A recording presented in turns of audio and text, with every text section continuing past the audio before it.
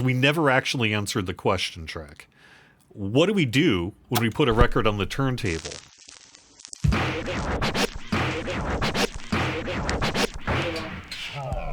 You started to answer that question, and then I really We did get interrupted. sidetracked. Well, I interrupted you because I wanted to focus on the anti-static gun, which was a pretty fun topic, but we never actually got back to the question.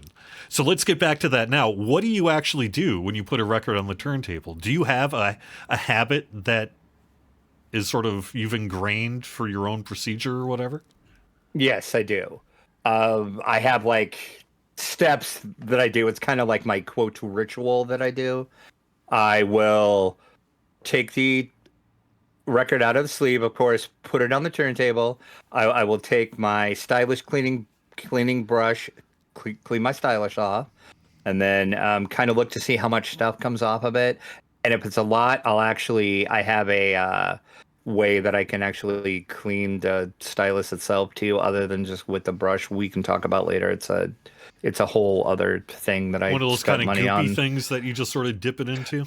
No, I started to use those, but then I heard bad things about that says they're bad for your stylus, so I quit. I actually use an ultrasonic cleaner now.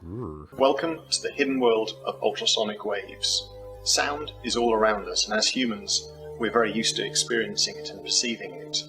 But what we don't often appreciate is that there's a hidden world of ultrasonic waves out there that we just can't hear.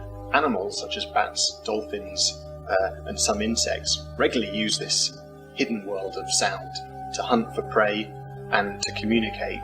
That you put a little bit of like cleaning solution on, and then you turn it on, and then it's ultrasonic and it cleans the. Supposed to be better. I don't know. We will have to get that on camera at some point. I've never. Yeah, I think I saw a YouTube video about that once, but I've never. Yeah, I will try to make a video that we can release on it. So clean the stylish with the brush every time. Then every time, yes. Okay. Not with the ultrasonic, but with just my regular cleaning brush, which of course I can't find. There it is. Which it's just a little small, tiny brush. Yeah. And you just, a couple times, and it will get any goop or any dust or anything that's on the needle itself. Then I will look at the record and see how bad the record is. I mean, usually it's not too bad because I have them all in my sleeve, so it's fine. I'll take my brush and I'll clean the record up a couple times. If I think I see any spots or anything, I have some little like spot clean I put on it, and then I will clean it.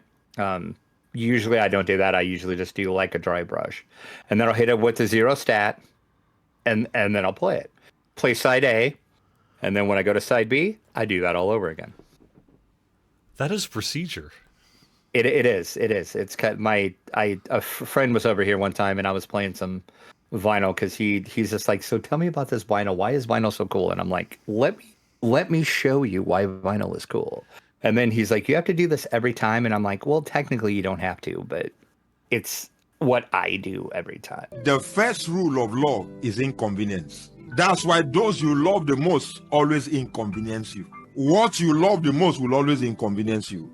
I'm more of a cowboy when it comes to my record collection, Are you? To be honest. I can kind of, I figured as much.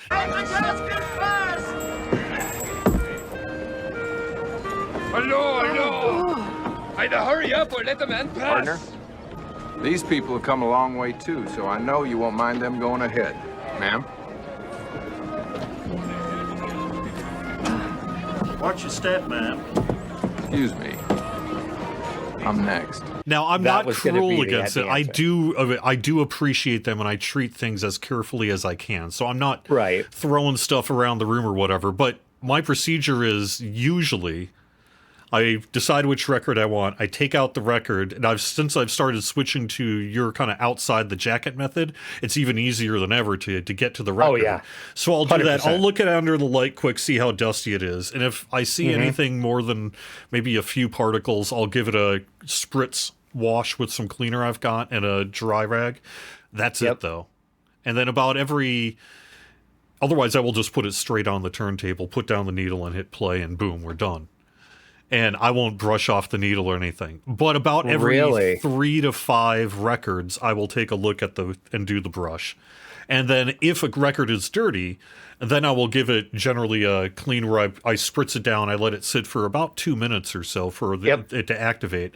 And then I clean it off, and then I do that. And then if I'm going through that process, I'll usually take a look at the stylus as well while I'm at it. But I have ruined my styli several times by using one of those little brushes that you're describing, whether that or a hairbrush. Because I have caused damage over time to the stylus by over brushing it to the point that I've essentially bend it. Right. And well, yeah, I mean, you kind of got to be careful. Stylus, so. Yeah, you kind of got to be careful when you do it. I mean, you don't need to like get in there and scrub. But... So these days, I'm just like, good enough, let's go. But if I see an issue, then I'll stop. But otherwise, it's go time, and there's no real kind of procedure involved. So related to that, then you go to, say, your record store or to Goodwill or any flea market, whatever. You buy a record, you bring it home. Do you put it on the turntable right away, or do you clean that record before it touches the tree? Okay, every record, good man, new or used, it gets a good deep clean before it goes and touches my turntable. But, yeah. Mine too as well. Okay. And I found new records to be maybe almost as bad as the used records. Oh yeah. So. Oh yeah. Oh, 100%. I've had some that look like they were like 20-year-old records. I'm like, what is going on? Like, what are you doing in these pressing plants that these records are looking like this brand new coming out of this sleeve? But okay. I'm a Minnesota boy living in Massachusetts, but man, there's a bunch of these records I'd pull out that if I was in Massachusetts, I would say, what? This looks like freaking garbage. It's true though. They do. It is. It's like, what? Oh yeah. Give it a clean before you put it in the jacket, but they don't. I don't think they do. No, or if they do, it's a very minor one. So I don't think they do either. Yeah. I think they just press it, put it in the sleeve, go on. Yeah. And God help you if you use one of those crappy paper sleeves too, because all that paper comes off on it. You get that paper dust, and then it's just like I get triggered, and I'm like, oh my God, this record is going to be scratched up. We have mentioned though that I do have a cleaning procedure, and so I'm careful about that. And the other bit I wanted to mention here is part of the reason I don't have to do as much every time cleaning is I learned over the summer to put a long, in my case, basically a beach towel, an Atari beach towel that I like, over the record player area. That whole turntable table section just gets a cover.